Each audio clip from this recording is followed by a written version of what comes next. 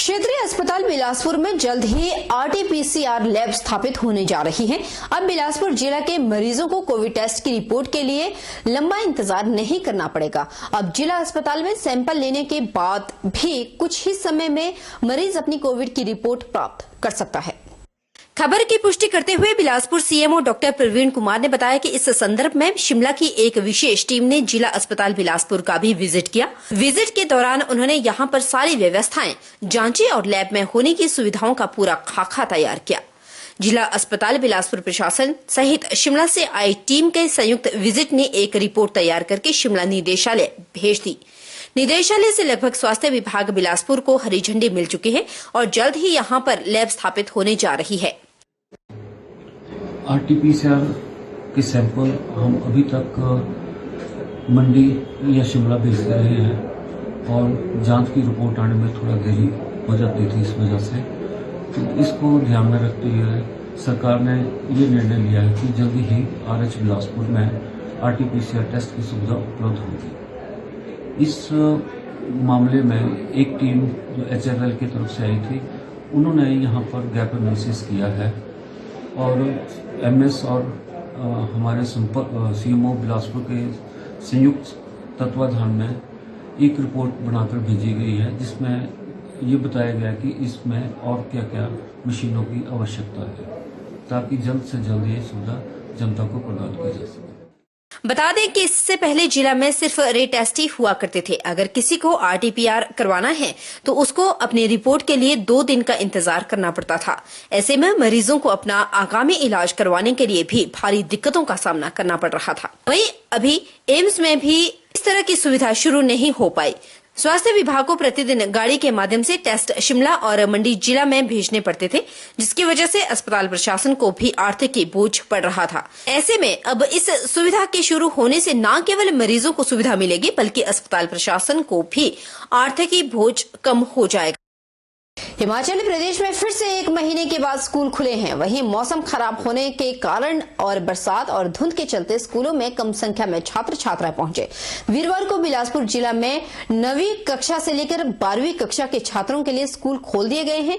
तो वहीं बिलासपुर में कोरोना काल के दौरान स्कूल प्रबंधन ने कोविड प्रोटोकॉल का पूरा ख्याल रखते हुए थर्मल स्क्रीनिंग, सोशल डिस्टेंसिंग का पूरा ख्याल रखा है। वहीं कोरोना काल के दौरान स्कूल प्रबंधन के द्वारा कोविड प्रोटोकॉल का पालन करते हुए थर्मल स्कैनिंग, सोशल डिस्टेंसिंग का पूरा ख्याल रखते हुए अधिक संख्या वाले छात्रों की क्लास के लिए बड़े हॉल की व्यवस्था की गई है। इसके साथ ही एक बेंच को छोड़कर छात्रों को बिठाया जा रहा है। वहीं राजकीय वरिष्ठ माध्यमिक बाल विद्यालय बिलासपुर के प्रिंसिपल ने भी कोविड प्रोटोकॉल का ध्यान रखते हुए सभी तरह की व्यवस्थाएं किए जाने और बिलासपुर में भारी बारिश के बावजूद भी छात्रों के स्कूल आने पर खुशी जाहिर की है। 9 से +2 क्लास के बच्चों के लिए द्वारा खुल गए हैं और कोविड-19 के जो एसओपीज है या जो प्रोटोकॉल है उसके तहत स्कूल के अंदर पूरी व्यवस्था जो है वो की गई है। पूरे स्कूल के कैंपस को जो है वो सैनिटाइज किया गया है, कमरों की साफ सफाई की गई है और थर्मल स्कैनिंग का भी जो पूरा प्रबंध है। सैनिटाइजर जो है वो हमें जगह जगह पे उपलब्ध कराए हैं। बच्चों को हाथ धोने के लिए जो है वो साबुन की भी व्यवस्था की गई है। आज मौसम खराब होने की वजह से बच्चों की थोड़ी संख्या कम है, लेकिन जो भी बच्चे आए हैं उनमें काफी उत्साह है। पाठशाला जो है वो 1 तारीख से हमारे टीचर्स यहाँ पे आए हैं, स्टाफ वगैरह पूरा आ रहा है और पूरी व्यवस्था यहाँ पर कोविड-19 के प्रोटोकॉलों को पूर्ण करने के लिए की गई है प्रशासन के द्वारा। और साथ ही आज से हमारे बच्चे आए हैं। आप देख रहे हैं कि बारिश का थोड़ा सा माहौल है, इसलिए शायद थोड़ी सी संख्या कम है। सरकारी सुविधाएं गरीबों से कितनी दूर है, इसका अंदाजा आप विधानसभा इंदौरा के अंतर्गत पड़ती ग्राम पंचायत मकड़ोली के गांव मोहतोली के रहने वाले मदन सिंह के परिवार को ही देखकर लगा सकते हैं कि 3 साल से पीड़ित परिवार पक्के मकान की आस लगाए बैठा था कि उसका कच्चा मकान भी गिर गया और दूसरों के घर रहने को मजबूर हो गया। आखिर क्या है पूरा मामला, चलिए देखिए इस रिपोर्ट में।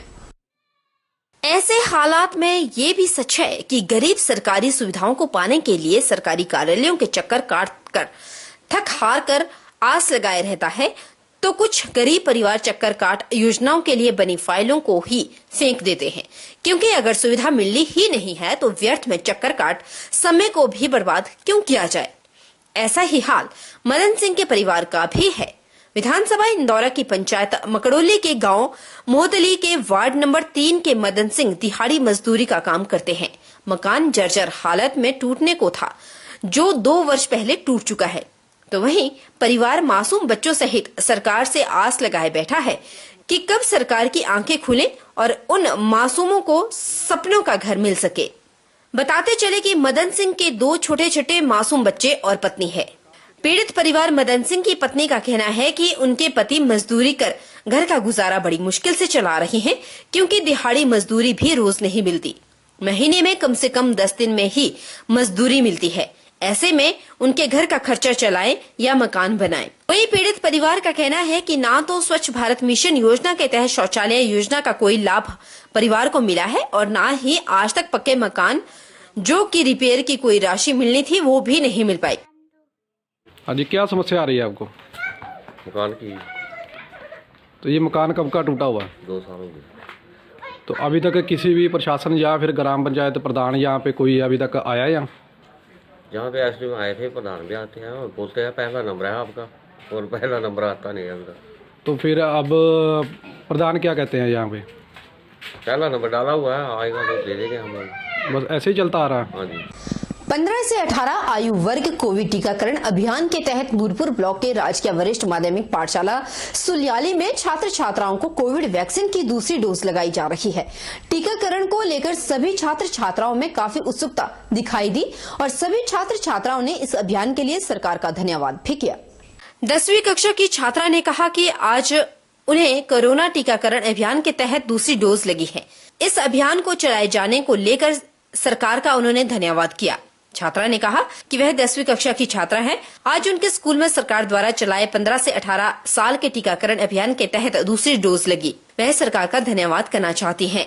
आज हमें टीकाकरण के तहत दूसरी डोज लगी है। मैं सरकार का धन्यवाद करती हूँ। टीकाकरण के तहत सरकार ने वैक्सीनेशन की दूसरी डोज लगवाने का फैसला दिया है। मैं सरकार की बहुत बहुत धन्यवादी हूँ, जिन्होंने ये बच्चों के लिए फैसला लिया है। स्कूल अध्यापक महाराजा सकलानी ने बताया कि उनके राजकीय वरिष्ठ माध्यमिक पाठशाला में कोविड टीकाकरण अभियान के तहत 15 से 18 वर्ष के बच्चों को दूसरी डोज लगाई गई, जिसमें आज उनका 298 बच्चों को डोज लगाने का लक्ष्य था। जिन बच्चों को पहली डोज लग चुकी है और जिनका नियमानुसार समय हो चुका है, उन सभी छात्र छात्राओं को दूसरी डोज लगाई जा रही है। उन्होंने गांव के आसपास के लोगों को भी बता दिया कि अगर किसी बच्चे की पहली डोज से 28 दिन हो चुके हैं, वह भी यहां आकर टीकाकरण करवा सकते हैं।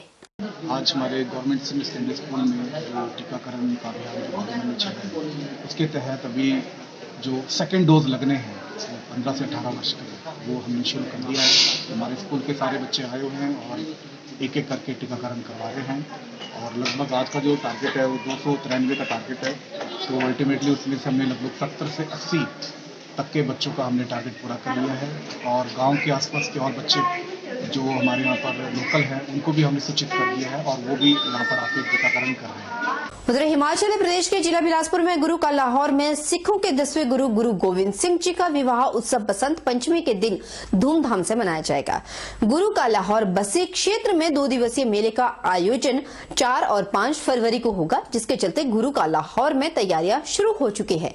जिला बिलासपुर अधीक्षक बिलासपुर एस राणा ने बताया कि जो भी श्रद्धालु पंजाब और हरियाणा से बसंत पंचमी मेला में आएंगे, उन्हें हिमाचल प्रदेश में कोविड-19 प्रोटोकॉल का ध्यान रखना होगा। उन्होंने कहा कि 2 दिवसीय मेला के दौरान पूरे क्षेत्र में पुलिस बल तैनात रहेगा और यह भी सुनिश्चित किया जाएगा कि श्रद्धालु कोविड-19 महा प्रोटोकॉल का पूरा ख्याल रखें और मास्क लगाकर आए। सेलिब्रेट तो ये जो जगह है जहां इसको मनाया जाता है तो हमारे क्षेत्र में, लेकिन इसमें मैक्सिमम जो लोग हैं, अधिकतर जो लोग हैं पंजाब से आते हैं। तो आपके माध्यम से एक उनके लिए ये मैसेज है कि हिमाचल प्रदेश में कोविड प्रोटोकॉल के लिए एक गवर्नमेंट की गाइडलाइन है। तो उसमें गाइडलाइन में एक चीज ये बड़े निश्चित तौर पे है कि कोई भी व्यक्ति जब वहाँ हिमाचल में आएगा या प्रवेश करता है तो उसको उस गाइडलाइन की पालना करनी होगी। पूरी तरह से मास्क का जो है वो अच्छे तरीके से लगा करके ही उन्हें जो है मेले में आने की अनुमति रहेगी। ये उनकी सुरक्षा भी है और मेले में जो दूसरे लोग हैं ये उनके लिए भी सुरक्षित रहेगा। चलिए एक बार फिर से रुक कर लेते हैं बिलासपुर का, जहां पर अपनी मांगों को लेकर हड़ताल पर डटे एनएचएम अनुबंध कर्मचारियों का काम छोड़ो आंदोलन वीरवार को दूसरे दिन भी जारी रहा। एनएचएम अनुबंध कर्मचारी यूनियन के बैनर तले कर्मचारियों ने बिलासपुर के सीएमओ कार्यालय के बाहर धरना प्रदर्शन किया। जिला भर से आए कर्मचारियों ने अपनी मांगों को लेकर आवाज बुलंद की। वहीं स्वास्थ्य विभाग के कार्य प्रभावित हो रहे हैं, मरीजों को भी परेशानियों का सामना करना पड़ रहा है। एनएचएम अनुबंध कर्मचारी यूनियन के प्रधान विशाल शर्मा ने बताया कि सरकार के स्थायी नीति का प्रावधान किया जाए और वह अपने परिवार का पालन पोषण ताकि अच्छे से कर पाए। कोविड काल में एनएचएम कर्मचारी लगातार दिन रात काम करते रहे हैं। इसमें चिकित्सक, पैरामेडिकल स्टाफ और एलटी स्टाफ सहित चालक भी शामिल है। करती है तो सर हम अपने स्टेट पदाधिकारियों से बात करके ये जो काम छोड़ आंदोलन है सर ये जारी रखेंगे। और सर मेरा सरकार से सादर निवेदन है, सादर आग्रह रहेगा कि जितने भी हमारे समस्त एनएचएम कर्मचारी हिमाचल प्रदेश व साथ साथ मेरे साथ जो खड़े हुए सारे एनएचएम कर्मचारी डिस्ट्रिक्ट बिलासपुर के, इनकी तरफ से मेरी तरफ से और इनकी तरफ से सरकार से आग्रह निवेदन रहेगा कि जल्दी से जल्दी हमारे लिए एक स्थायी नीति जो है सरकार बनाए, ताकि जो हम अपने परिवार के साथ एक अच्छा समय व्यतीत कर सकें और अपने परिवार के साथ जो है जहां भी हमारे को फाइनेंशियली प्रॉब्लम आती है तो सरकार को हमारे इस परिवार के बारे में भी जरूर सोचना चाहिए। चलिए अब थोड़ा सा हटकर बात कर लेते हैं मौसम के बदले मिजाज की। पर्यटन नगरी डलहौजी में आज एक बार फिर से बर्फबारी का दौर शुरू हो गया है। जैसा कि मौसम विभाग ने आज और कल 2 दिन डलहौजी सहित पूरे प्रदेश के ऊपरी इलाकों में बर्फबारी और निचले क्षेत्रों में बारिश की संभावना जताई थी, जो कि सच साबित होती हुई नजर आ रही है। आज सुबह मौसम ने एक बार फिर से करवट बदली और सवेरे से ही डलहौजी और आसपास के सारे क्षेत्रों में बर्फबारी शुरू हो गई।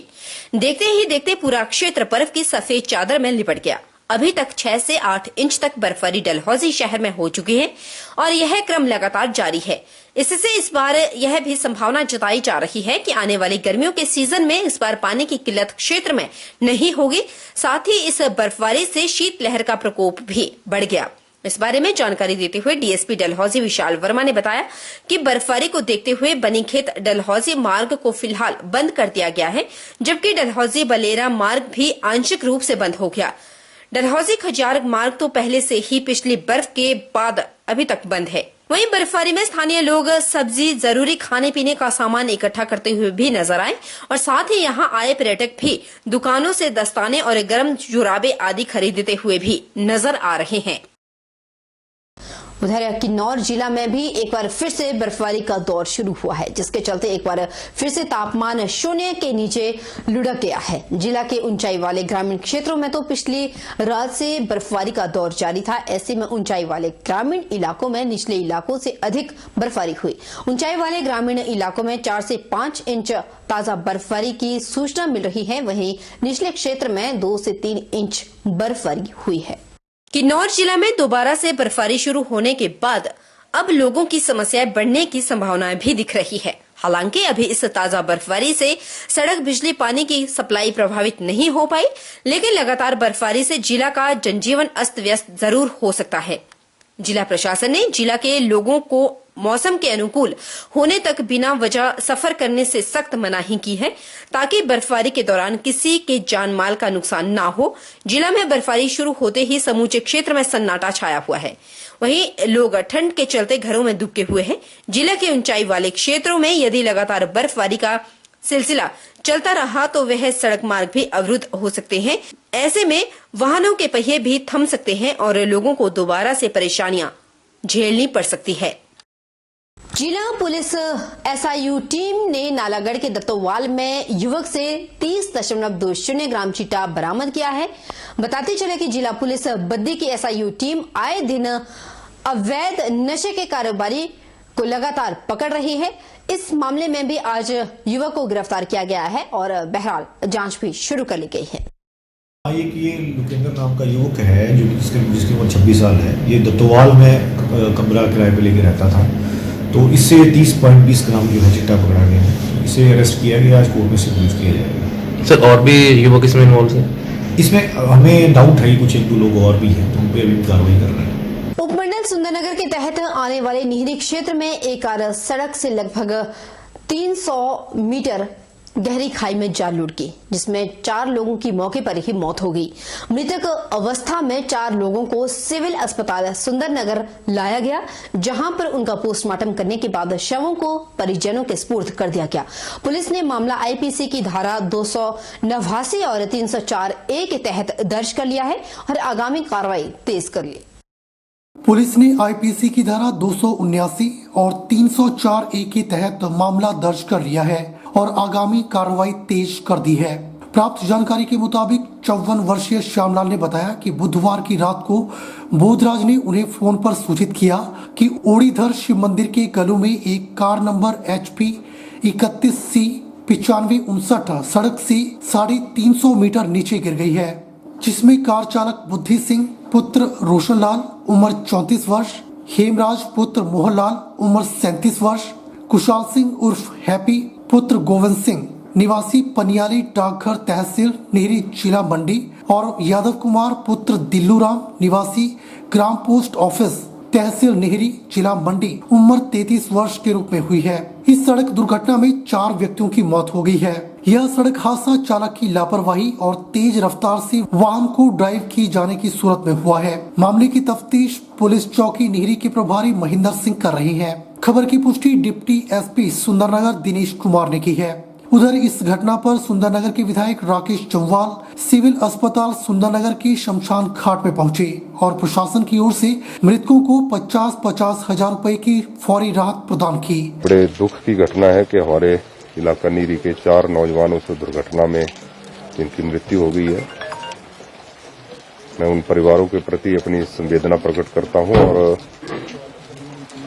सरकार की तरफ से जो भी मदद करने की होगी उसको कर रहे हैं, क्योंकि आज मौसम खराब होने के कारण वहां बर्फबारी भी हो रही है नीरी के क्षेत्र में, लेकिन प्रशासन को विभाग को कह दिया गया है और वहां पर JCB मशीनें लगाकर सड़क को साफ किया जा रहा है, रोड क्लियर किया जा रहा है।